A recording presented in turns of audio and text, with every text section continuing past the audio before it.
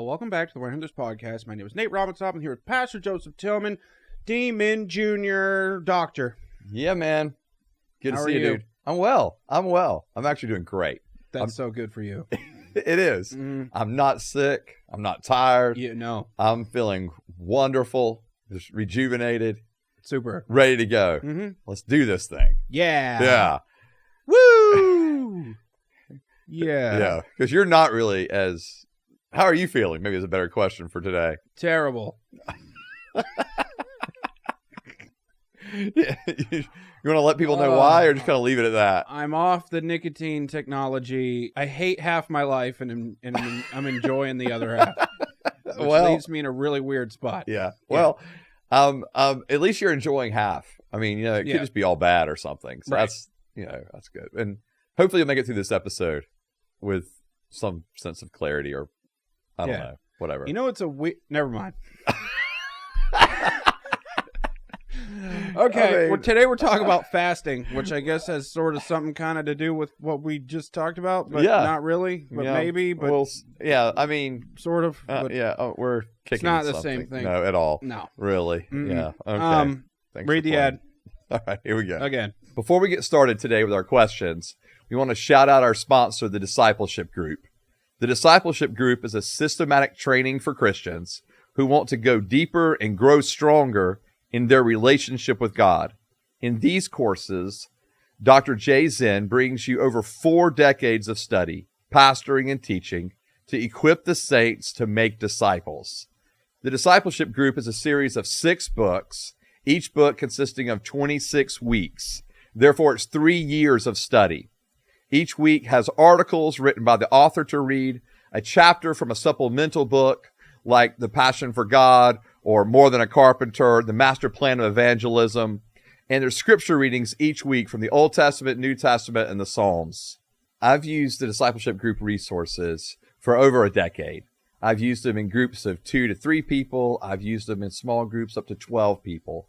And I can tell you, as a pastor, as someone who spends a lot of time making disciples and meeting with others, that the Discipleship Group resources are the best that I have found for growing in our faith and for encouraging us to go and make disciples ourselves.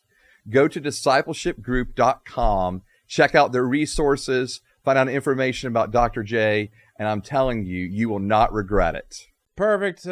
We have a website. We do, and you can go on that website, and there you can get merch, you can get clothes, you can get, hey, these awesome mugs that sit on our desk like every episode. Yeah. Get some mugs, man. Oh, they're on there. Yeah. For sure. I'm telling you. I mean, they're not the same exact thing, but hey, that's close. Yeah. Hey, you can grab the stickers that are like on our computers and that kind of thing. So I mean, you get all kind of cool stuff there. Pants. I don't know if there's pants. Are there pants? I don't know. I was just trying to contribute to the conversation. Yeah. Let's move it on because I'm not sure there's pants. Our website. Yes. No, that's what we talked about. Patreon. God. Yes, Patreon. We have these different levels and tiers now. So you can give as little as $1. Yeah. Or if you want to just give us like $1,000 or whatever a month. You can't do that. That's okay. Well, fine. Okay, they're tiered $1, $5. You can mail it to Mount Gilead Church. Yeah, that's fine. Yeah, that's fine. Yeah, and just in the memo line. Yeah. But for Nate. Just put podcast. How about that? Podcast. Put podcast. There we go. Yeah, all right, and then so we'll make sure that goes to the right place. Yeah, but you can. But well, at least it won't go to your nicotine habit, so that's good. Nope, it won't. Yep, because we're breaking that guy. Yeah. Also, and I'm proud of you, dude, by the way, for that. Whatever. Well done. I don't want to hear it right now. I don't care. I know, you don't care about anything. All right, fasting, here we go. Yeah. All right, hey, don't forget, you can go on social media. Oh, yeah. Yeah, and so, like, subscribe, share, comment, do all of those things on social media. Perfect. So, yeah, sir. What is fasting? You just so desperately want to get through this episode. Let's just do it. Okay. Just like fasting, you want it to be over with. You know what I mean? You're like, when can I start eating again? Right. All right. So, well, you've pretty much given the definition at this juncture, right? I mean, fasting in the most just generic sense, it's just abstaining from, food I mean, I guess you could put drink in there as well. And oftentimes it is connected, or I'll put it this way: historically, it's been connected, I think, to religious religious rituals or traditions, those kind of things. Mm-hmm. But and there's a lot of there's kind of a fasting, I think, movement even within kind of the kind of health, like the intermediate fasting and all those kind of things. Oh yeah. So, but anyway, yeah, but fasting just in general is just abstaining from food, and or drink. Okay. Yeah. Why is it called fasting? Because that's so. I mean, it comes from. Have we talked about this before? I don't know. It's an old. We talked about gluttony. Yeah, we did talk about gluttony. Is that what I'm thinking of? Maybe because that's the opposite of fasting. Yeah, we talked about. I don't know, man. Just keep going. Who cares? Yeah. Yeah, I mean, so when you kind of follow just the language that we have and just kind of follow it down, just that has just been simply the word that has been used. I'd have to look up the Latin, I guess, to see if it is of Latin origin. I would assume breakfast. Well, yeah, but breakfast is like breaking the fast. So the word fast there would already be break fast. Yeah, it's actually breaking fast. Which is what you do when you sleep. Mm-hmm. I mean, apparently, that's the way people will kind of call it. So second break fast. Yeah, I mean, no, it's you don't even really have it there. It's 11sies? It's yeah. So the word fast in our language is going back to Old English and then going back to the German of fasting. But yeah, that's just been the word that has been used to speak about not eating, abstaining from food. So yeah, doesn't sound anything like the Latin word, but okay. Well, just whatever. Yeah, man. So it's German.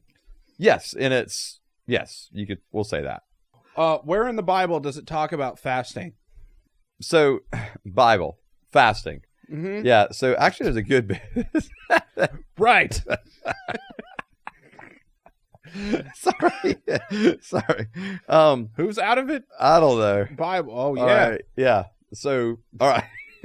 All right, so in Scripture, mm-hmm. there's actually a good bit of deal. There's a good deal. Yeah.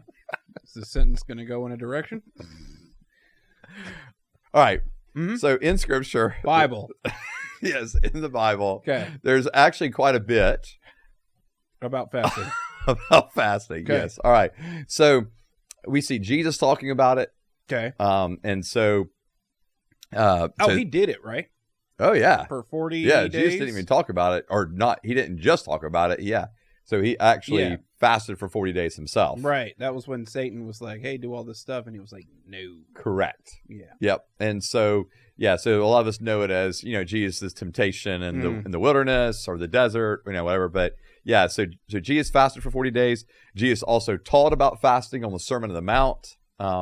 When he talked about, hey, when you give, when you pray, and then he says, and whenever you fast. And so, in other words, it's as if there's a expectation that Jesus will actually, or that we will actually fast. So we're expected to not eat.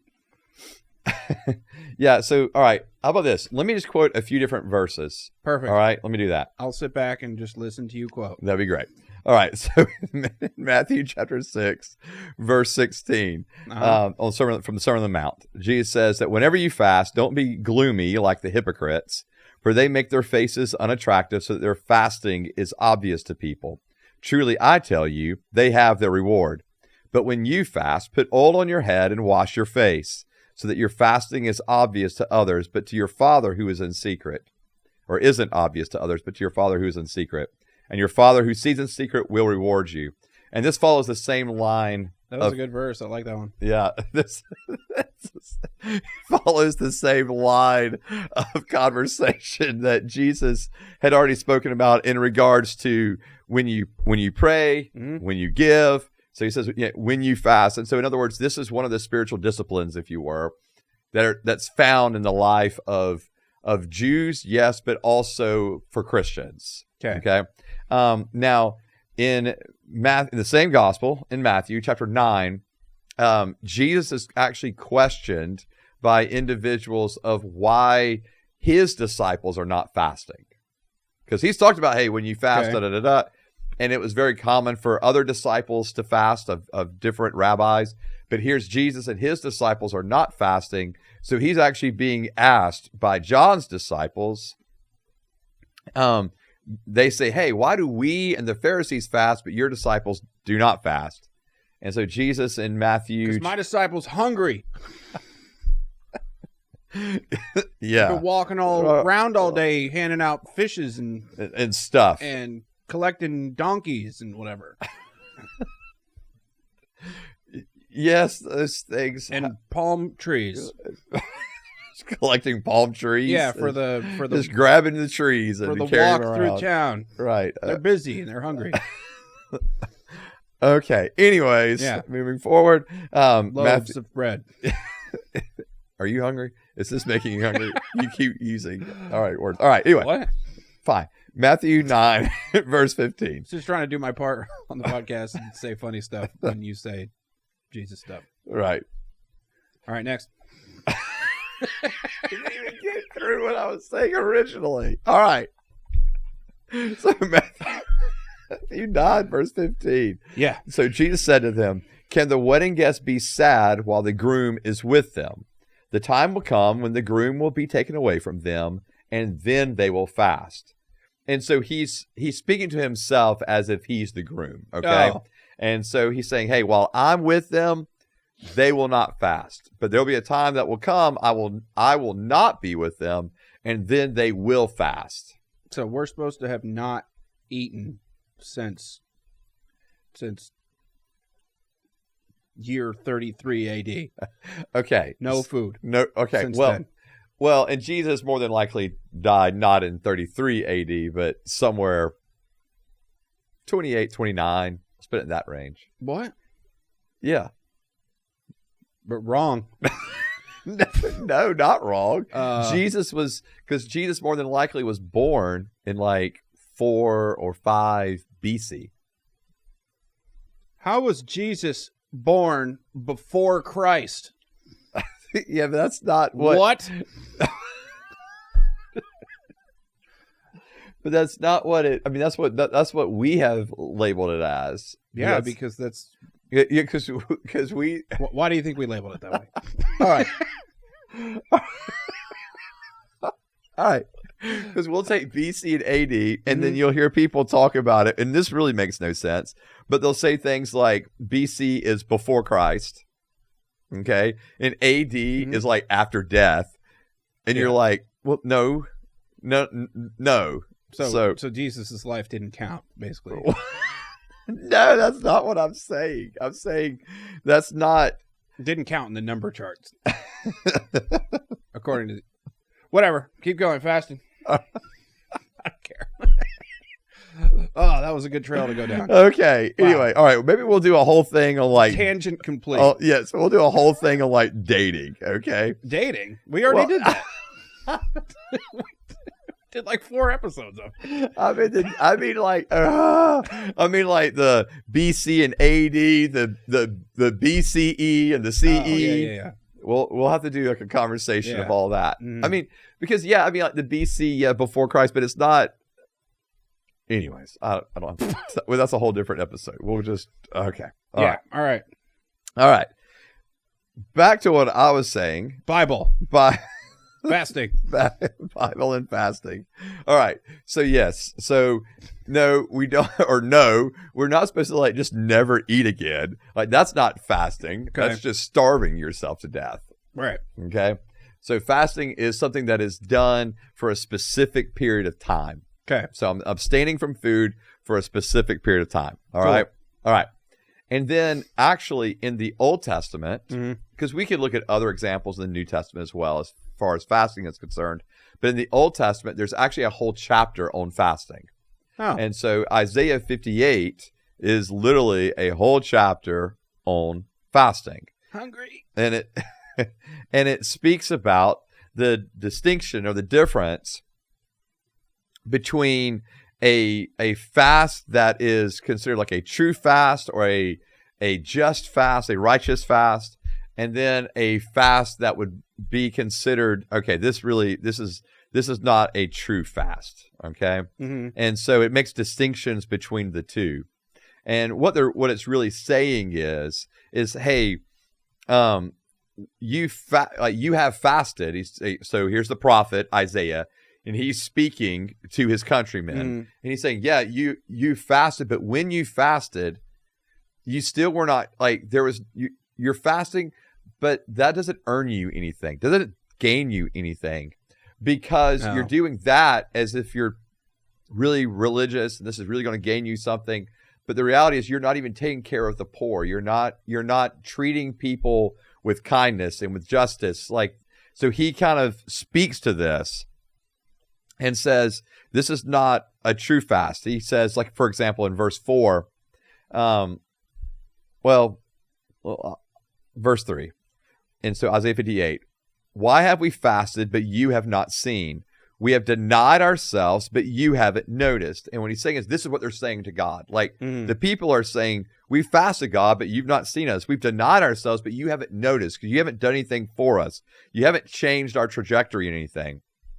And it's then the Lord responds, look, you do as you please on the day of your fast, and oppress all your workers.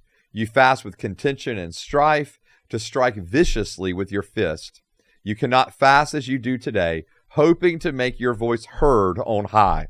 So in other words, yeah, you're fasting on this day, but also on this day, you're actually not carrying yourself with any kind of godliness. You're not loving one another. You're not caring for one another.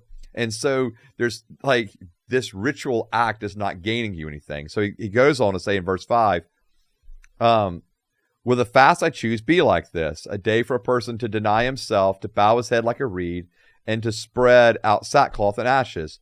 Will you call this a fast and a day acceptable to the Lord? He says, but isn't this the fast I choose?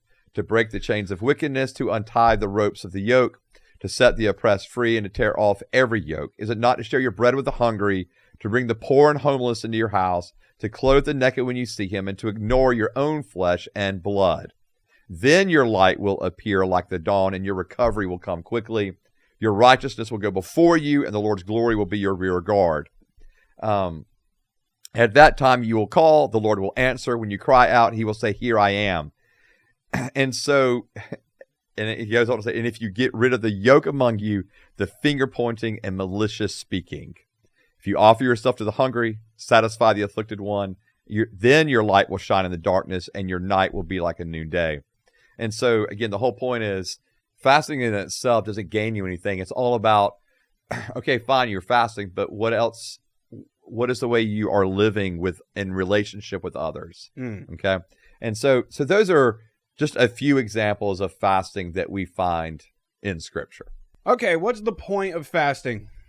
Okay, why? Why starve yourself for Jesus? Okay, so like we said earlier, obviously there's the fasting that people do for health reasons, right? Right. Individuals will do intermediate fasting because those people are so much fun to hang out with and be around. Well, sometimes they legitimately have to, like me right now, just like you. Yeah. No, but sometimes people legitimately have to do that for health purposes, for health reasons. Okay, so cool. Okay. All right. Whether they need to lose weight or they need to control their blood sugar, whatever it may be. Okay? I love those people, all of them. Yeah, I know you do, Nate. Mm-hmm. Just like you love everybody. I do. I know. Oh, yeah. So yeah. I feel like I'm going to watch this back later and be like, was that me? Yeah, you will. Are you feeling like it's kind of like an out-of-body experience a little bit right now? I'm in the other room, just working on a car or something. Cleaning shop. Right. Yeah. This is not really you. Okay. All right. And so, but for religious purposes and specifically for Christian purposes, okay, we'll put it in that context. All right, since that's our context.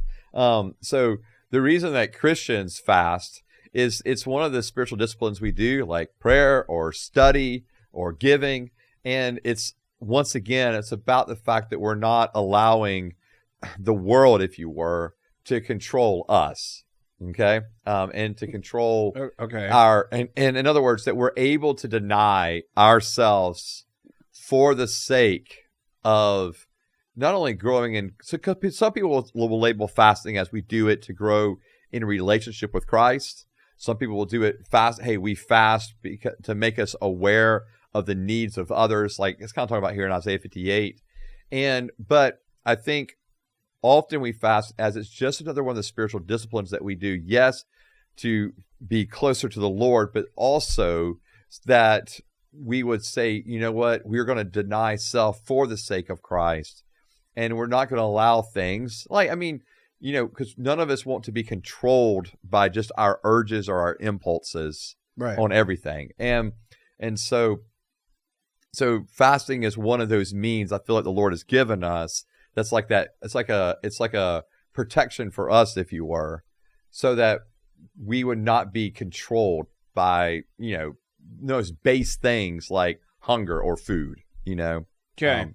And so yeah, I think it's for self-control, but then obviously like the other spiritual disciplines, it also moves us toward Christ and moves our heart toward the Lord. And I think often when we deny our like temporal things, you know, so for example, when I'm fasting, I'm not eating. When I'm giving, I'm actually giving away from provision that I have, right? When I'm praying, I'm actually talking to someone I cannot see, trusting that he's there. In a lot of these things, what we do... So God just wants us to look insane. Well, I think that's... part of it is it does look insane to the world, right? Like, why would I give money that I have, quote unquote, earned to make, right? Well, we would say because it's not ours, it's the Lord's anyway, right? He's the source of all provision. You know, why would I pray? Why would I just babble on to someone I cannot see, right? Because we trust that God is real.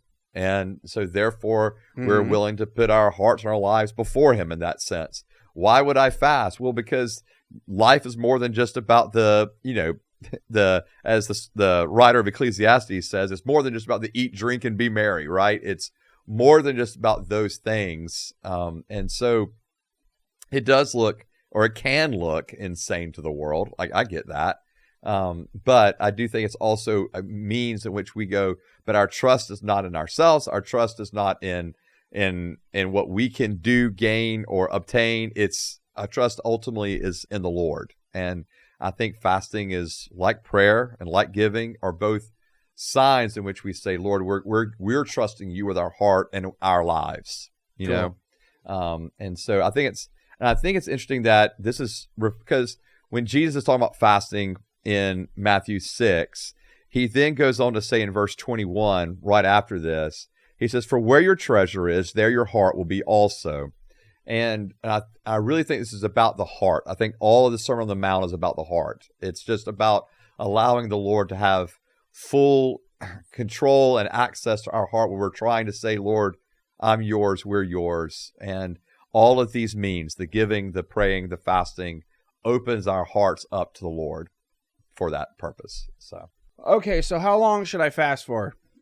Because technically, I haven't eaten since last night. Right.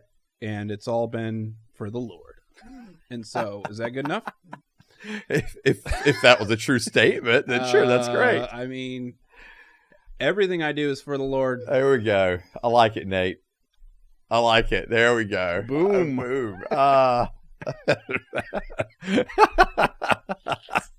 Roasted. All right. So, yeah. So now in this day and time when Jesus is speaking about fasting, so remember the days for Jews was going from, sundown to they sundown. were different. And so that's why Jesus was only in there for 2 days. When they talk about that later. All right. Yeah. And so, but when they were fasting most often from sundown to sundown. So they actually were never fasting a full, like the way we view a day, right? They cheated. Well, not they were cheating, but let's say on like what would have been, it'd be like, it's the equivalent of us, let's say we're going to fast on Thursday, right? Yeah. If we say we're fasting on Thursday, we would just not eat on Thursday, right? Wait, when God made everything, was his days like our days, or were they like Jew days? Okay, well, that's actually really interesting. So can I read that real quick? I know it's a little bit of a tangent. So this is what he says, and at the almost the end of everything. So when he creates the earth, for example, right? He says at the end of that, he says, there was an evening and there was a morning one day. Same thing when he talks about the waters, okay? Very end, so verse 8, evening came and then morning, the second day. And so the way that the Jews are reading this, what's that? It's so confusing. Yeah, so the way the Jews are reading this is that evening comes, okay? And then you have the morning after. But when that evening comes, that's like the beginning of that next day. So that's the way they would interpret that. All right, fasting. Yeah, and so when if I say I'm fasting on Thursday, generally what I mean by that is I'm not going to eat, breakfast, lunch, or dinner on Thursday. Right. Okay. For a Jew, it would be like for them, they would say, all right, we're not going to eat dinner one night. We're not going to eat breakfast or lunch, what we would call the following day, but then they would eat dinner. That seems easier. Yeah, and so that actually was 100%. And that actually was a means of individuals, that was their methods of fasting. That's less total time not eating. Yeah, well, you're still going the 24 hours. Right, but we would go longer than that if we did it our way because we won't eat the entire time we're asleep. Right. For the first 8 hours. Yeah, correct. Yeah, 100%. So they do it better. Yes. The Jews are better at everything. They should control our whole lives. Some people think they do, but whatever. And be involved in all politics and industry. Right, yeah. But entertainment. Anyway, all right. God, I love the Jews. I know you do. It's so much. I know. And so oh boy. All right. So but when you would, when you look back at church fathers through the ages, a lot of them would fast 2 days a week. And that's the way they would fast, is the way, from sundown to sundown. From dinner to 2 dinners from now. Yeah. And then start eating again. Yeah. That's easier. Yeah. It's because you're never going what we would consider, you're never going a full day, even though you are going 24 hours. Right. It is I think if they fasted for 2 days, they would go for a full 24 Yeah, hours. well, they would fast they would have like a fast day on like a Tuesday and then a fast day like on a Friday. Oh. So they were fasting not in consecutive days. Yeah, I could do that. Yeah. You just got to not eat dinner, and then when you wake up, you just can't eat till later. Yeah, till sundown. That's easier. Yeah. Yeah, that's easy. Whatever. Okay, so that's good. Yeah. For Jesus. Except they were Jewish. Yeah. So when you were asking how long should we fast? Yeah. Okay. So that's one means of fasting if you're going to fast for just 24 hours. Okay. But then obviously we see fasts that go much longer than that. And so, and there are individuals that will fast for 3 days, or they'll fast for, a week, and then, a month, and then, up to 40 days. And so I think that it depends on what you're fasting for, like the reason behind your fasting. And so, and earlier I said a lot of times people will fast for spiritual discipline purposes, for the relationship with the Lord, but there are occasions in which we do fast corporately together, or maybe just individually because of events that are happening. And so, in other words, there may be a national crisis, okay? And so people choose to fast for that, okay? Okay. And you see this through the Old Testament with Israel, the whole country, the whole nation, rather, would be called to fast, okay? So you see that. And so it's those types of events, not like whatever you want. Yeah, or it could be, I said individual because it could be you've got a family member that is, maybe they're going through a hard time, or maybe there's a physical illness or a situation, and so you're fasting for them. Okay, can you fast from other things other than food? Sure. I mean, yeah. If the idea of fasting is and yes, technically the idea of fasting is abstaining from food, or drink, right? But yes, absolutely, you can fast from other things. Like there's individuals who will fast social media, right? They'll say, "Hey, I'm going to take a break from social media for 30 days or whatever it may and be. They always have to post on social media that they're doing it because they can't do it without getting credit from everybody else. That is those are the best people. I love them all of them are my friends. Right. And we hang out. I know.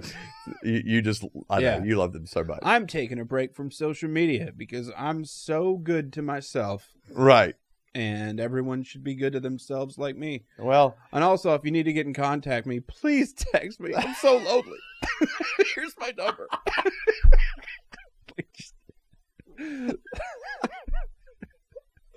That's those people. Yeah. Well, I do think legitimately there are people that say that hey, I'm going to take a break just so that people know they're going to take a break. But then I think also the reality is, like, do people really care? Nope. That's the problem. I mean, I think in other words, you've got your close friends. Yeah. You let them know, hey, I'm not going to you don't. Yeah, or you don't. But you let them know I'm not going to be on social media. Yeah. Like, yeah. So anyway, that's all. Well, that's about a topic to discuss. That's a topic to discuss. But anyways, yeah. So people fast from social media. And I mean, I think that's probably one of the bigger things that's occurred. But then historically, you do have the fasting that occurs during Lent. Yes. And so individuals will choose to fast something during Lent, which could be anything. Which it really can mean to, like I know someone and they said, hey, I'm fasting sugar for Lent. Okay. Because that's possible. Yeah. And so and the way they were defining it was, so I'm going to avoid sweets and that kind of stuff. And I know two people who've done it and they actually continued it on for years past when they actually fasted that, for Lent, because it made such a drastic change in their own health and their own bodies. And so, but people will do things like that as well. So I think Lent kind of really opens up a much larger scope of what people fast from. So yeah, people fast from TV or whatever it may be. So, and I don't know if you're aware, but like sometimes you're just looking at me and it's like I know. It's like I'm not even. It's like a blank canvas, and I'm like, okay. Like, this is obviously. I feel like that's what people are seeing. I'm like, this is obviously the most boring thing I've ever talked about in my life. Because usually I look over and I see those wheels turning, and there's nothing today. There's nothing. Outside of your little comments, there's just the. All right. Anyways, I wasn't lying. It's like there's nothing. So, fasting hurts your body. It can when you do it. Not okay. I'm gonna let you ask the question and then I'll speak to it. Fasting hurts your body. It's like not good to not eat. Like God created us to need food, so why would He tell us not to eat? Right. Okay. You are right. Fasting can be harmful, but studies have also shown that fasting can be healthy and helpful. Christian studies. No. Real reliable sources here.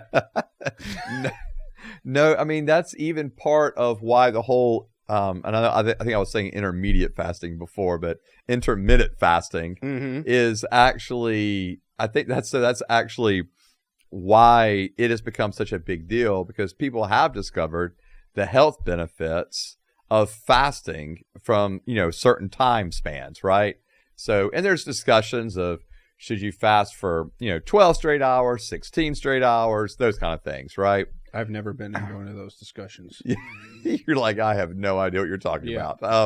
And so, because there are health benefits, especially for individuals, again, that are trying to do things for health-wise. And what I mean by health-wise is I think fasting can be harmful when for an individual they're fasting and for extended periods of time without a real health reason.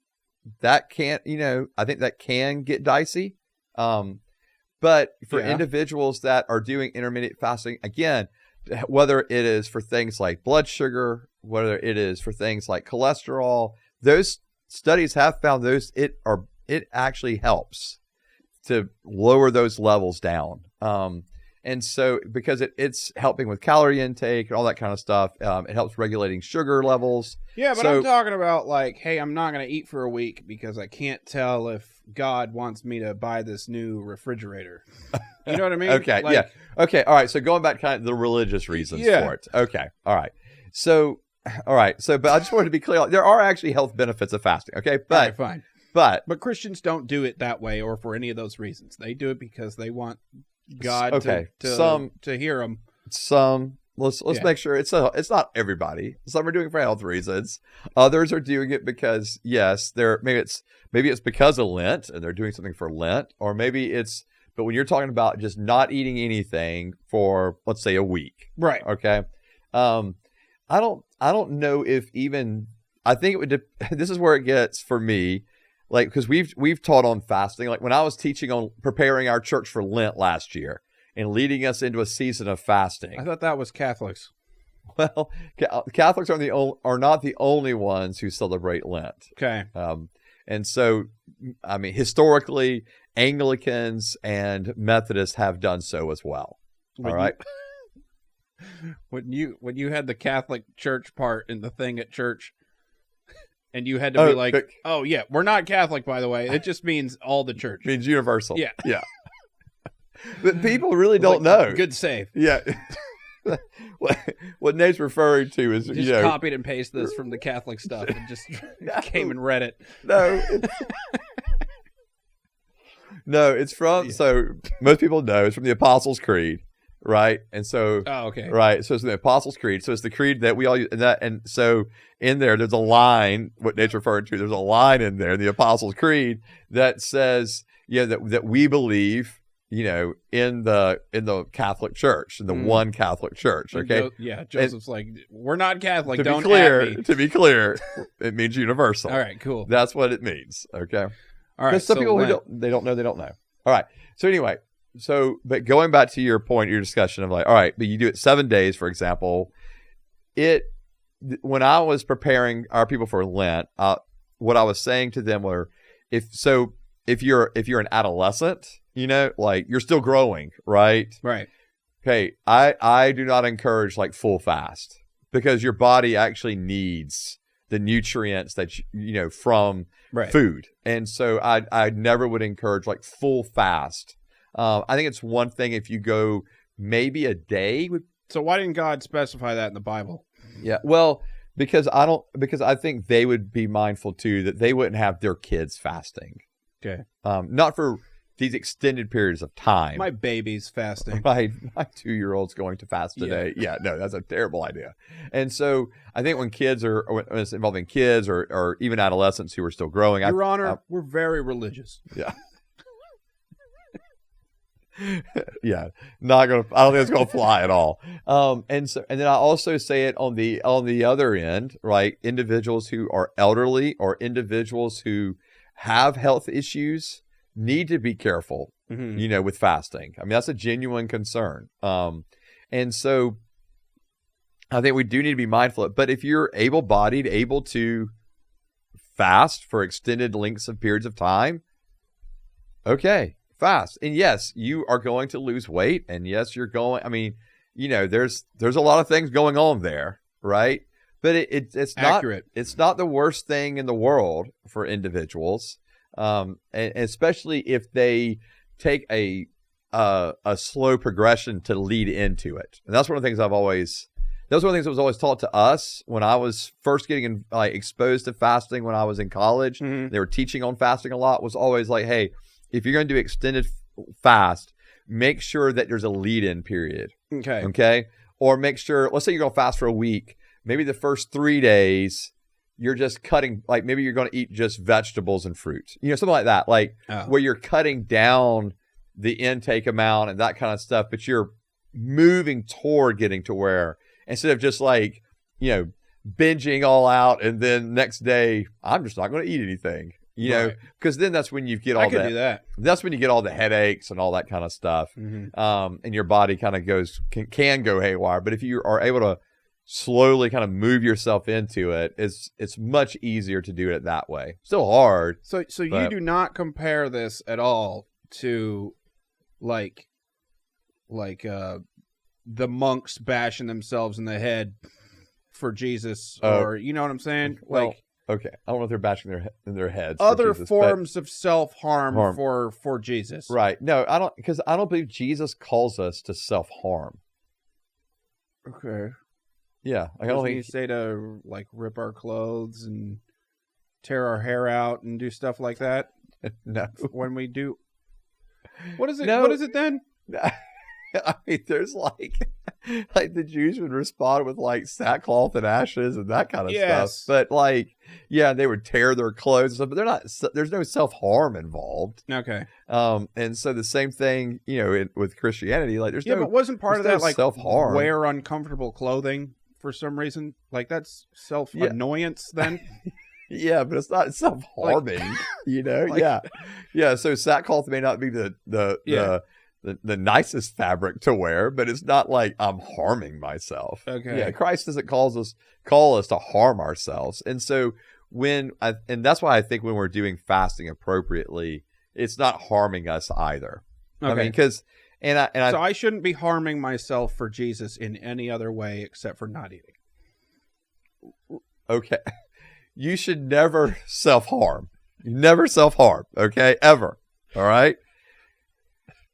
Fasting. The predicament I'm putting you in I know, but asking these questions is hilarious. But that's what I'm saying. Fasting, when it's done right, is not self-harm.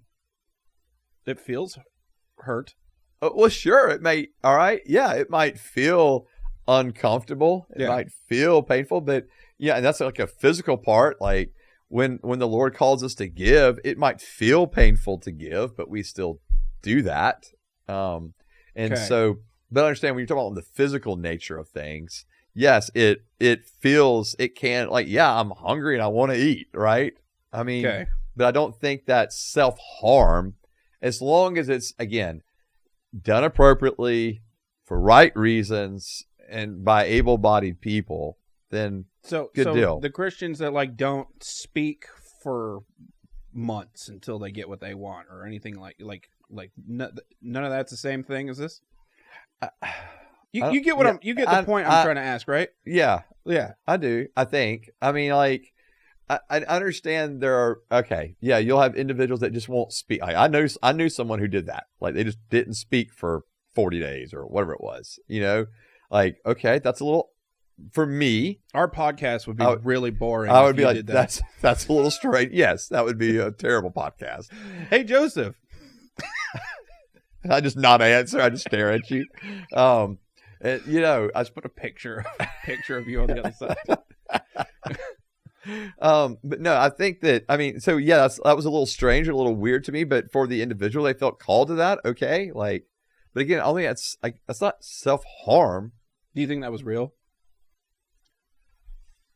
In this particular case, I'm not sure. Cool. Yeah, I'm just being honest. All right. Like, I didn't really know how to gauge that.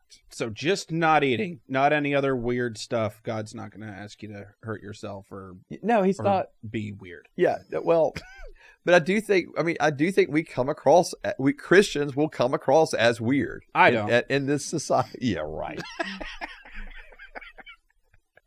But we will. We will. Do a lot though.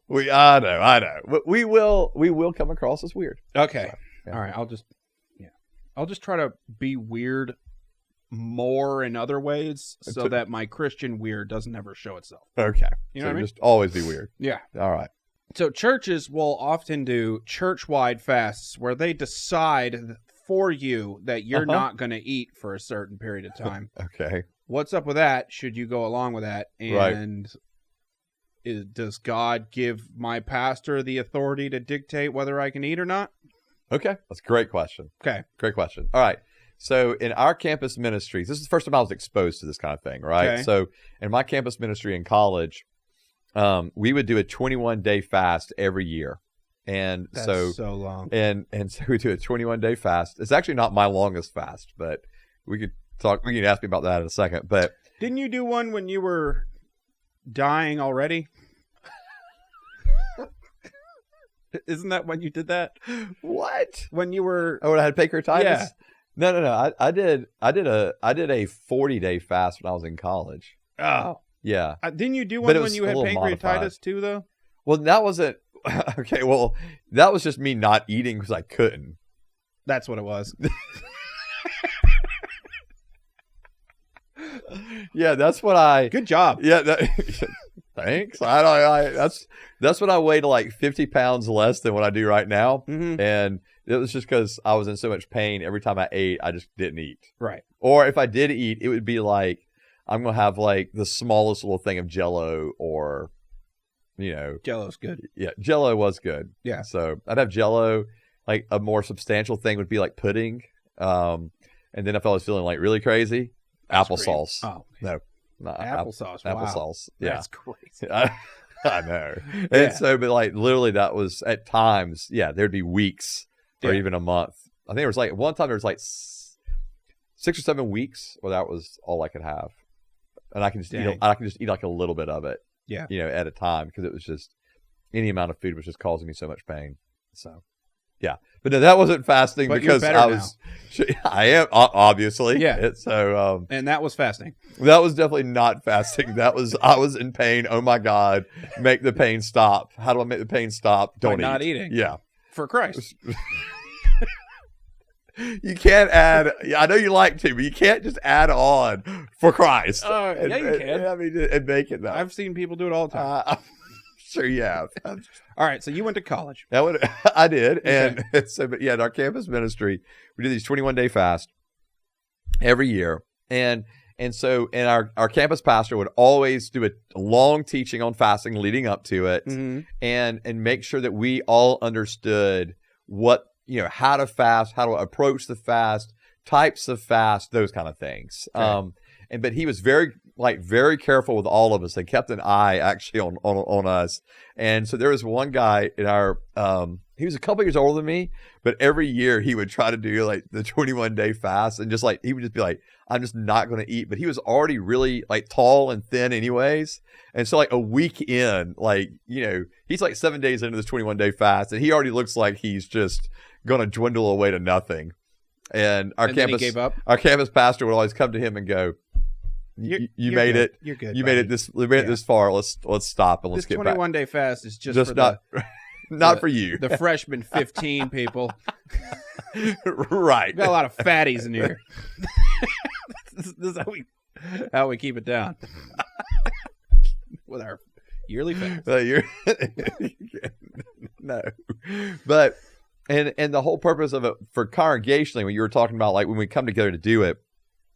I do think it's really awesome when a congregation comes together for a season of fasting, of whether it's the 21-day fast, or whether it's we're going to all fast this week or this month or Lent or whatever. Like we're fasting, we're pursuing the Lord and kind of consecrating ourselves to the Lord during this season of time. So if my pastor, you right, came to me at church and said, "Hey, we're doing this. Do I have to?" No.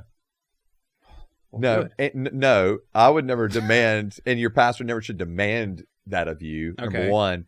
And then number two, the type of fast should not be dictated either. Oh. And so for some individuals, maybe they can fast 1 meal a day, right? Like fasting from work. Yeah, don't fast from work if you need to work. Like, don't do that. So, I think there's a... Hey, God said I can't come in. Right. If you're fasting from work, you might be fasting from food too. So, one leads to the other. But I do. If you fire me, it's religious persecution. I'll sue you in court. Anyway, see you in 3 weeks. And I'd like a pay raise when I get back. Yeah, right. God said I need a raise. Just by the way. Thanks. Yeah. Click. No, I do think that there's a way for us to all fast congregation, but pastors, again, should not be dictating. It's got to look this way. It has to be this way. I think you lay out all the various options. So if you were to do this, you would say, hey, this is what we think you should do? Or do you say, our church is doing this, but if you don't want to, that's fine, and it's not going to affect your, know, like when we did Lent. Jesus points. Okay, so anything. for example, when we did Lent last year, that was new for a lot of our church in regards to actually having a call to fast something for Lent. Okay, that was new for a lot of us, for a lot of the church. And so when I did that, yeah, I mean, I taught on fasting, but then I also like laid out, here's the various ways of fasting. Here's the things you need to be mindful of. Like, I do not want our kids or our teenagers fasting. I do not not fasting from food completely, right? Like, they can choose to participate. Like my kids chose to participate, but in different means, right? I'm glad I didn't come that Sunday. Well, maybe you can this next year. Join us in, with Lit. But at home, like, what's going on? What are they doing? Just watching us What a bunch of idiots. Joseph told them to do this and they just did it? It's crazy. Anyway, yeah. I definitely don't. Yeah, never mind. You can stay home. And so, but like my oldest, for example. What about communion? Hold on a second. My oldest, for example, he fasted from soft drinks for Lent, right? Okay. Like, so for a teenager, that was something he could do, Well, that definitely wasn't going to harm him. Okay. In fact, it actually was a healthy thing for him, right? So, okay. All right. Communion. A lot of people fast from hard drinks. Yep. That's true. Mm-hmm. That's true. Again, not a bad call to do that. Right. And we actually had someone do that, and they have not had any kind of alcohol since. It was like a turning point for them. Cool. And so, anyways, communion. You were asking about communion. Yeah. Can you do communion while you fast? I would say yes. Other traditions will say no.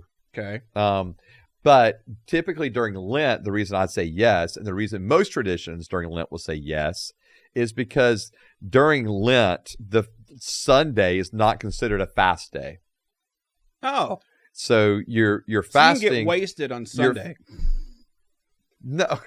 Well, then you're not even following Jesus at that point. So I mean, like, what are we even talking about? But no, like, so during Lent, there's the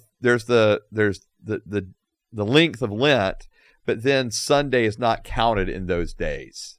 Oh. Yeah. Okay. And so individuals, so the churches, when they serve communion on Sunday, yeah, you can absolutely take communion because you're not being held to, keeping the fast on that day. Okay. Now, others will say, yeah, but I'm going to keep fasting on Sunday regardless. And that's fine. Like, do as you please. But no, most people are not going to ban you from taking communion. And I don't think that ever should be banned. So lots of different religions do fasting in different ways. Why is Christian fasting better than their fasting? Why is Christian fasting better than their fasting? Yeah. Well, what's the difference? Yeah. Well, I don't think it's just even the fasting that's the difference, right? Okay. It's the belief, right? So in other words... So why do you need to fast? So here's what I mean by that. For me, I believe Jesus Christ, right, is God who came, died, rose from the grave. Mm-hmm. We're following Jesus, and therefore we do fast, right? Because Jesus fasted.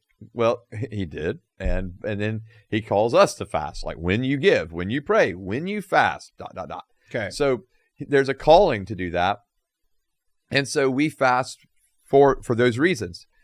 But if my perspective of other religions, so if I'm looking at Muslims or Hindus or Buddhists, whatever it may be, and they're fasting for their religious purposes, I think their fast is non-beneficial at all, right? Because I believe their religion not to be true.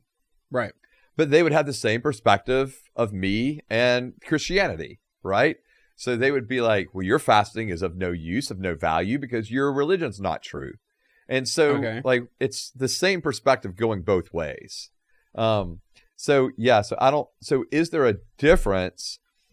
Well, I would hope that as Christians, at least, we would say our fasting doesn't earn us anything. It's like we're not trying to gain something from fasting other than the fact that we are saying, Lord, we want to be more of yours. We want our heart, our life, our mind to be more centered on you, and for you to rule and reign in our lives. Like that's the benefit, that's the reward. But we don't think by doing so we're earning something from God. Okay. Okay. And so where I think in a lot of other religions, their fasting is an earning something from God. It's to be in right standing with their God. So Okay. that's a major difference. All right. Do I need to do fasts while I'm alive in order to go to heaven? No. Well, this has been the When I Heard This Podcast. You can follow the podcast on Facebook and Instagram at When I Heard This Podcast, and X and locals at When I Heard This.